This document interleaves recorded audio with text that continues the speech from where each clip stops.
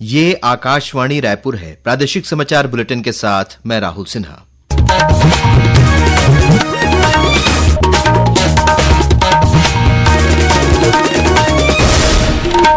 और अब पेश है आज के मुख्य समाचार। मुद्रा योजना की 10वीं वर्षगांठ पर प्रधानमंत्री ने नई दिल्ली में रायपुर के ईशा पटेल सहित अन्य लाभार्थियों से बात की। कहा, इस योजना ने अनेक लोगों के सपनों को साकार किया है। बीजापुर जिले में आज 4 इनामी सहित 22 माओवादियों ने किया आत्मसमर्पण। प्रदेश में आज से शुरू हुआ सुशासन तिहार और पोषण पखवाड़े के तहत राज्य के आंगनबाड़ी केंद्रों में आज से आयोजित किए जा रहे हैं कार्यक्रम। अब समाचार विस्तार से। प्रधानमंत्री नरेंद्र मोदी ने कहा है कि सरकार ऐसी गतिशील व्यवस्था बनाने पर ध्यान देना जारी रखेगी जहां प्रत्येक आकांक्षी उद्यमी को आसानी से ऋण सुविधा उपलब्ध हो सके। प्रधानमंत्री मुद्रा योजना की 10वीं वर्षगांठ के अवसर पर आज सोशल मीडिया पोस्ट पर श्री मोदी ने कहा कि इस योजना ने अनेक लोगों के सपनों को साकार किया है। प्रधानमंत्री ने इस योजना को उद्यमियों को सशक्त बनाने के लिए इसे मौन क्रांति बताया। इससे पहले प्रधानमंत्री ने इस योजना के लाभार्थियों के साथ अपने निवास पर बातचीत की। उन्होंने कहा कि मुद्रा योजना ने असंख्य लोगों को अपने उद्यमिता कौशल दिखाने के अवसर उपलब्ध कराए हैं। प्रधानमंत्री ने कहा कि इस योजना की 70% लाभार्थी महिलाएं हैं। सबसे ज्यादा लोन के लिए अप्लाई करने वाली महिलाएं, सबसे ज्यादा लोन प्राप्त करने वाली महिलाएं और सबसे जल्दी रिपेमेंट करने वाली भी महिलाएं। और एक बार पैसा आए तो उसका सदुपयोग करना, ये अपने आप में आपके जीवन में भी एक डिसिप्लिन ले आता है। ये जीवन को बनाने का एक अवसर देता है। प्रधानमंत्री ने कहा कि इस योजना का उद्देश्य युवाओं को सशक्त बनाना तथा रोजगार मांगने वालों के बजाय रोजगार देने वाले बनने की क्षमता प्रदान करना है। बातचीत के दौरान लाभार्थियों ने प्रधानमंत्री से अपने अनुभव साझा किए। प्रधानमंत्री ने छत्तीसगढ़ के रायपुर की एक महिला उद्यमी और हाउस ऑफ पुचका की संस्थापक ईशा पटेल से भी बातचीत की। महिला उद्यमी ने प्रधानमंत्री से घर पर खाना बनाने से लेकर एक सफल कैफे व्यवसाय स्थापित करने की अपनी प्रेरक यात्रा साझा की।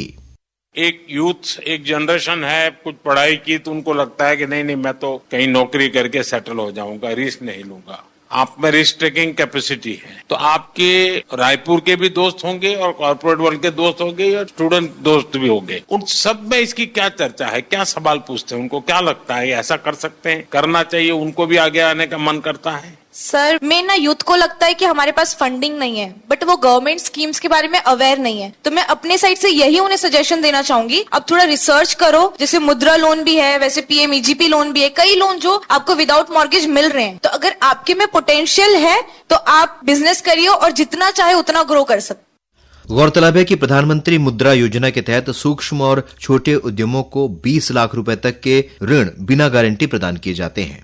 बीजापुर जिले में आज 4 इनामी सहित 22 माओवादियों ने पुलिस के समक्ष आत्मसमर्पण कर दिया है।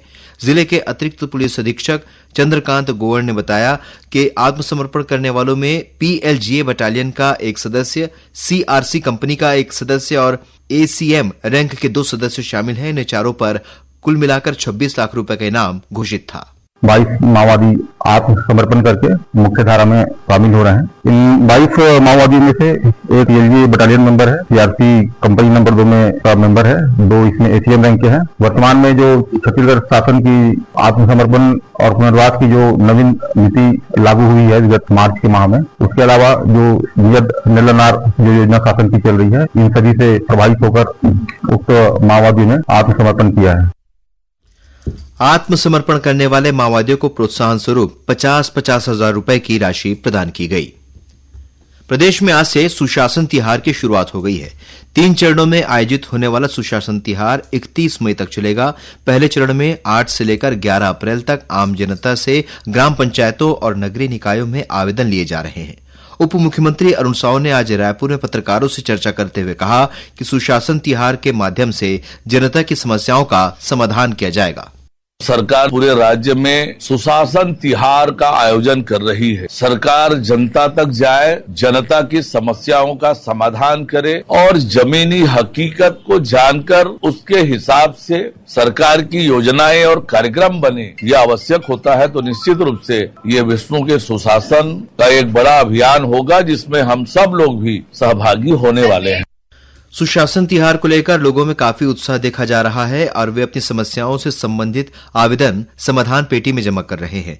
लोगों को अपनी समस्याओं से संबंधित आवेदन देने में किसी भी तरह की कोई परेशानी न हो, इसे देखते हुए ग्राम पंचायतों और नगरीय निकायों के कार्यालयों में अधिकारी कर्मचारियों की ड्यूटी भी लगाई गई है। वहीं ऑनलाइन आवेदन पोर्टल और कॉमन सर्विस सेंटर के जरिए भी आवेदन करने की सुविधा दी गई है। विकास खंडों और जिला मुख्यालयों में भी आवेदन प्राप्त करने के लिए समाधान पेटी रखी गई है, जहां लोग अपनी समस्याओं के संबंध में आवेदन डाल रहे हैं। सुशासन तिहार के तहत दूसरे चरण में 1 महीने के भीतर प्राप्त आवेदनों का निराकरण किया जाएगा। वहीं तीसरे और अंतिम चरण में 5 मई से 31 मई के बीच समाधान शिविरों का आयोजन किया जाएगा। प्रादेशिक समाचार आप आकाशवाणी रायपुर से सुन रहे हैं। केंद्रीय महिला और बाल विकास मंत्रालय द्वारा आज से पोषण पखवाड़ा मनाया जा रहा है। इस वर्ष का पोषण पखवाड़ा मुख्य रूप से 4 विषयों पर केंद्रित है। इनमें जीवन के पहले 1000 दिनों के दौरान देखभाल, पोषण ट्रैकर के लाभार्थी मॉड्यूल का प्रचार प्रसार, कुपोषण का प्रभावी प्रबंधन और बच्चों में मोटापे को दूर करने के लिए स्वस्थ जीवन शैली को बढ़ावा देना है। पोषण अभियान प्रधानमंत्री नरेंद्र मोदी द्वारा शुरू की गई प्रमुख पहल है, जिसका उद्देश्य गर्भवती महिलाओं, स्तनपान कराने वाली माताओं, किशोरी लड़कियों और 6 वर्ष से कम आयु के बच्चों के लिए पोषण संबंधी परिणामों को सुधारना है। छत्तीसगढ़ में भी आज से पोषण पखवाड़े की शुरुआत हो गई है। आज विभिन्न जिलों में कलेक्टरों और वरिष्ठ अधिकारियों ने आंगनबाड़ी केंद्रों में पहुंचकर इस पखवाड़े का शुभारंभ किया। पखवाड़े के दौरान अनेक कार्यक्रम आयोजित किए जाएंगे। मुख्यमंत्री विष्णुदेव साय कांकेर जिले के भीरावाही गांव में गोंडवाना समाज द्वारा आयोजित मरका पंडुम के समापन समारोह में शामिल हुए। समारोह में मुख्यमंत्री ने गोंडवाना समाज के प्रतिनिधियों की मांग पर 80 लाख रुपए के विभिन्न विकास और निर्माण कार्यों की घोषणा की। बिलासपुर के मुख्य चिकित्सा और स्वास्थ्य अधिकारी ने अपोलो अस्पताल प्रबंधन को नोटिस जारी कर डॉक्टर नरेंद्र विक्रमादित्य की डिग्री सहित अन्य दस्तावेज पेश करने को कहा है। डॉक्टर विक्रमादित्य को अपोलो अस्पताल प्रबंधन ने बतौर विशेषज्ञ चिकित्सक नौकरी पर रखा था। हाल ही में मध्य प्रदेश के दमोह के एक अस्पताल में ऐसे करीब 6 लोगों की मौत हो गई, जिनका ऑपरेशन डॉक्टर विक्रमादित्य ने किया था। बाद में मध्य प्रदेश पुलिस ने इस डॉक्टर को प्रयागराज से गिरफ्तार कर लिया है। और अब कुछ समाचार संक्षेप में। ब्रह्मा कुमारी की मुख्य प्रशासिका योग शक्ति दादी मां रतन मोहिनी के निधन पर मुख्यमंत्री विष्णुदेव साय ने दुख व्यक्त किया है।